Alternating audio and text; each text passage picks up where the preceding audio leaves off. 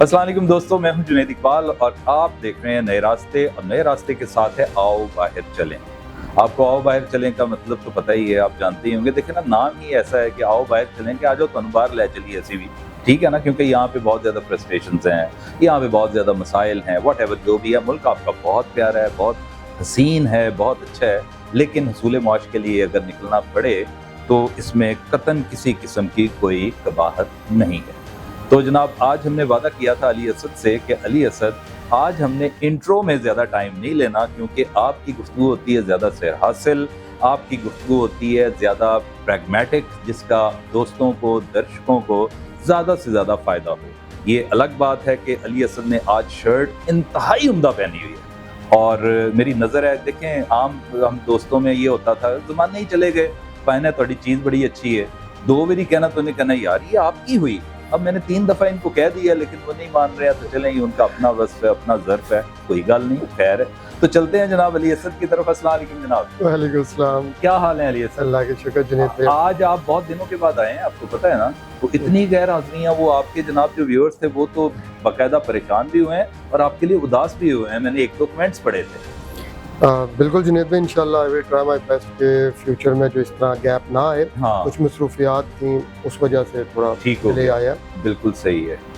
तो दोस्तों, अली असद ने फिर 1-2 मार्के और खैर से मार ली हैं और जानते हैं इन्हीं की ज़ुबानी कि वो क्या मार्के हैं, और ताकि आप लोगों को भी थोड़ी बहुत और मज़ीद हिम्मत मिले, तहरीक मिले। असल मकसद यही होता है। तो जी अली असद, कहाँ के वीज़ा लगे भाई? जी, अभी सर बेल्जियम का लगा, यूके के लगे और यूके की अपील में माशाल्लाह 3 हमारे अप्रूव हुए। अच्छा, जो अपील में गए और फिर अप्रूवल आ गया। अप्रूव में हमारे पास कुछ क्लाइंट्स आए जिन्होंने अप्लाई किया हुआ था और उनके पास रिफ्यूजल लेटर था। यूके क्योंकि बहुत ज़्यादा डिटेल में चीज़ों को देखता है, बैंक स्टेटमेंट, तमाम इनकम एक्सपेंडिचर्स, तो उसको फिर हम लोगों ने पैप जो प्री एक्शन प्रोटोकॉल है वो की और अल्हम्दुलिल्लाह वो पैप अप्रूव्ड हुए। उस पर मैंने डिफरेंट वीडियोस भी बनाई, आपने भी शेयर की हैं। मैं उसी की बिना थिंग्स आर वेरी पॉजिटिव। आजकल जनरली अगर आपका रिफ्यूज़ल आ जाता है, आपने घबराना नहीं, क्योंकि आजकल कई दफ़ा वीज़ा ऑफिसर जो कि मुल्क के हालात को देखते हुए प्रेशर में डिसीजन कर देते हैं, लेकिन जब आप उनको दोबारा रिमाइंड करवाते हैं विद लीगल जो उनके हैं लॉ के तहत और साथ अपनी डॉक्यूमेंटेशन के, तो वो चेंजेस आ रही हैं, टर्न डाउन हो रहे हैं फैसले। तो आप एक दफ़ा राब्ता ज़रूर करें, अपने डॉक्यूमेंट्स के साथ आएँ, इधर जुनैद साहब के ऑफिस में आप आएँ, we are more than available. हम उसको देखेंगे और आपको गाइड करेंगे कि जनाब आपको करना चाहिए या नहीं। बिल्कुल ठीक हो गया। अच्छा दोस्तों, आपको भी इस बात का अब अंदाज़ा हो गया होगा, खूबी अंदाज़ा हो गया होगा, क्योंकि स्टार्टअप में ही थे जब अली असद आए थे। तो अली असद, आपको याद है उन दिनों भी आपके 2 केसेस हुए थे जी। और इतनी जल्दी, मेरा ख्याल 1 महीने की ड्यूरेशन से भी कम में हो गए थे। और उसमें एक वो था जिसमें आप कहते हैं ना कि को पार्टिसिपेंट होता है, एक खातून का वीज़ा लगा, to the best of my memory, if I am wrong please correct मी।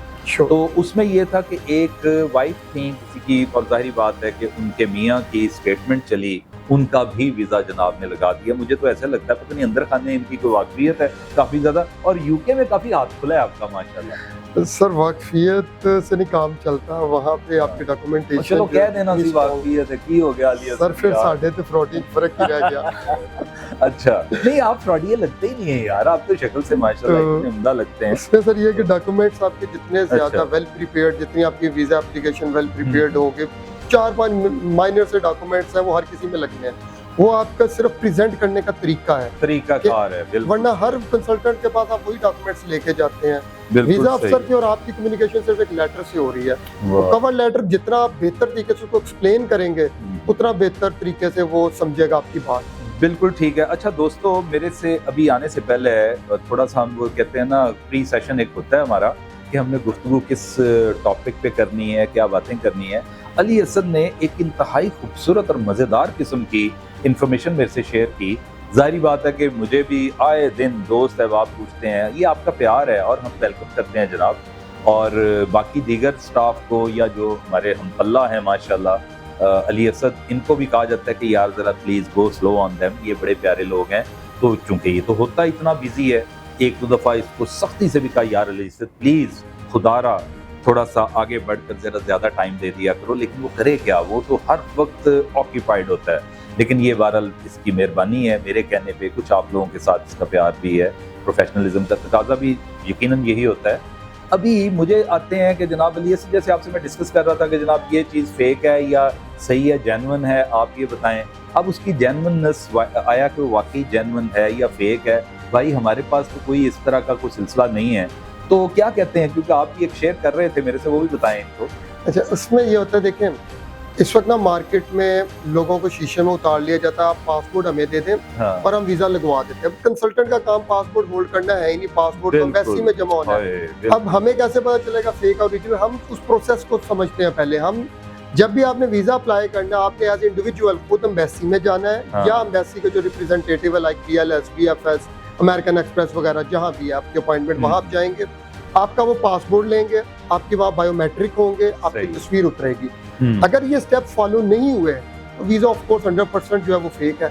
अच्छा, मैं यहाँ पे आपकी बात कट कर रहा हूँ, ई वीजा में तो नहीं इस तरह की फॉर्मेलिटीज होती? जी, ई वीजा में सर ऐसी फॉर्मेलिटीज नहीं होती, लेकिन आमतौर पर जो लोगों को बेवकूफ बनाया जा रहा है माजरत के साथ, वो होते हैं आपके शेंजन वीजा। शेंजन वीजा, और खास तौर पे जैसे आपने मेरे साथ, दोस्तों ये बात इनकी बड़ी गौर तलब बात है, ये सुनिएगा, जो आपने स्टिकर वाला वीजा बताया जो उस पर चस्पा कर दिया जाता है। अब ई वीजा में तो ऐसा कोई सीन नहीं है, तो मुझे दिखा रहे थे अली असद कि इस तरह करके हुआ है कि वो चस्पा हुआ है और साथ में उन्होंने कहा है कि जी वो वीडियो बनी हुई है। भाई तुम लोग वहाँ पे क्या इमिग्रेशन में या एम्बेसी में वहाँ पे उस वक्त मौजूद थे जो इसकी वीडियो बना रहे हो? नंबर 1। नंबर 2, इससे भी दिलचस्प जो तुरफा तमाशा वो ये है कि उन्होंने साथ में एक वेबसाइट दी हुई थी।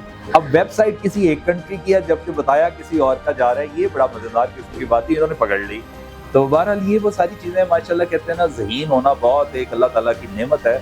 जहानत अगर होगी तो आप इस तरह की चीज़ें हम पकड़ते हैं, ये खास बात पर पकड़ते हैं, तो आप भी पकड़ सकते हैं। एक क्विक हमने एक रैपिड फायर कह लें एक करना है, उसके बाद आपसे चाहेंगे इजाज़त। हम छोटे छोटे प्रोग्राम्स करेंगे, हमने वैसे भी आज 2 प्रोग्राम्स करने हैं, टाइम हमारे पास है नहीं है, मसरूफ़ होते हैं, तो जल्दी से सवालों के जवाब देने। अली असद आपने लाइक ऑलवेज माशाल्लाह, ही इज़ ऑलवेज प्रिपेयर्ड। हम बात करते हैं जनाब शेंजन वीज़ाज़ की और विजिट वीज़ा के हवाले से, क्योंकि मेजर एम्फेसिस सबसे जेन्युइन सबसे बेहतरीन चीज़ ही ये है माशाल्लाह, अभी तक करवा रहे हैं, काफ़ी सारे इन्होंने वीज़े लगवा लिए हैं। तो visit visa, let's start with Schengen countries, और एक स्टार्टअप ऐसा दे दीजिएगा कि ताकि दोस्तों को समझ आ जाए। नेक्स्ट प्रोग्राम में फिर हम US, कनाडा और UK की बात कर लेंगे, या इसमें आप कनाडा और कर लें, या आप ऐसा मैं शेंजन का दे देता हूँ, ज़्यादा countries please over to him. Schengen के मुतालिक जो आपको मैं कुछ गाइडलाइन ये दूंगा कि शेंजन के अंदर आपके सिर्फ 5 डॉक्यूमेंट्स रिक्वायर्ड होंगे। एक आपकी बैंक स्टेटमेंट, जिसको सोर्स ऑफ इनकम भी कहा जाता है, कि आपके पास पैसे स्टोर को करने के लिए। नंबर 2 आपका सोर्स ऑफ इनकम, कि आप पैसे कहाँ से कमाते हैं। अब ज़रूरी नहीं कि हर आदमी का सोर्स ऑफ इनकम हो। फॉर एग्जाम्पल, अगर कोई डिपेंडेंट है, किसी की मिसेज ने जाना है, वो हाउस वाइफ है, तो वो अपने मियाँ की, किसी की वालदा है, वालिद है जो रिटायर है या नहीं कोई काम कर रहे, तो अपने बच्चों के, या बच्चे अगर छोटे हैं तो वो अपने पेरेंट्स के। तो इस तरह ये डॉक्यूमेंट्स एक दूसरे के साथ हो सकते हैं, उनकी बेसिस पर आप अप्लाई कर सकते हैं। नंबर 3 ये होता है कि आपका FRC, अगर आप शादीशुदा MRC, आपके एसेट्स की डिटेल साबित हमने जो है, जैसे मैंने कहा कवर लेटर के बाकी डिटेल्स ये देनी होती है कि आपकी फैमिली टाइज कितनी स्ट्रॉन्ग है कंट्री के साथ, और आपका जो है फाइनेंशियल टाइज कितनी स्ट्रॉन्ग है। अगर कोई ट्रैवल हिस्ट्री है तो ये सारी वो डॉक्यूमेंटेशन है जो रिक्वायर्ड है। कोई ये महंगा नहीं है, कोई 30-35 लाख आपको किसी को डन बेस पे देने की जरूरत नहीं है। करना सिर्फ ये है कि आप एक अच्छा कंसल्टेंट सेलेक्ट करें और उस कंसल्टेंट के थ्रू आप अपना वीज़ा एप्लीकेशन प्रिपेयर करवाएं। ज़्यादा से ज़्यादा 1.5 लाख, 2 लाख, मैक्सिमम 3 लाख, इससे ज़्यादा आज तक मुझे पाकिस्तान में कंसल्टेंट नहीं मिला जो चार्ज करता हो कंसल्टेंसी फी। 50 से 60 हज़ार एम्बेसी की फीस है, तो ये कितना 50-60 लाख का कैसे हो जाता है वीज़ा? वाह वाह, बहुत अच्छे, बहुत। This is the total. अब आपने दूसरी चीज़ ये देखनी है कि जब आपने अप्लाई करना है तो आपने किसी के हाथ सब कुछ नहीं दे देना। शेंजन, जैसे मैंने पहले एक्सप्लेन किया, कि आपने खुद जाना है वीज़ा अप्लाई करने। पासपोर्ट किसी को देने की जरूरत क्या है? सही, पासपोर्ट तो आपका एम्बेसी में खुद आपने सबमिट करना है। एम्बेसी मीन BLS, VFS, ये कुछ एम्बेसी खुद भी करती हैं। जी जी जी।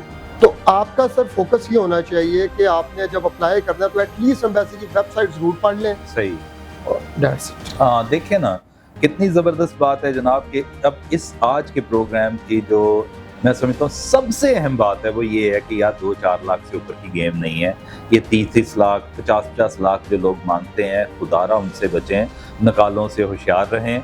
और जैसे कि दोस्त अहबाब हमसे बात करते हैं, बहुत अच्छा लगता है। चलो हम भी दयानतदारी से उनको बताते हैं और खुशी भी होती है कि अगले बंदे पे इतना ट्रस्ट करके कोई बंदा पूछ रहा है। एक मान होता है, तो उस मान का हम हमेशा ख्याल रखते हैं।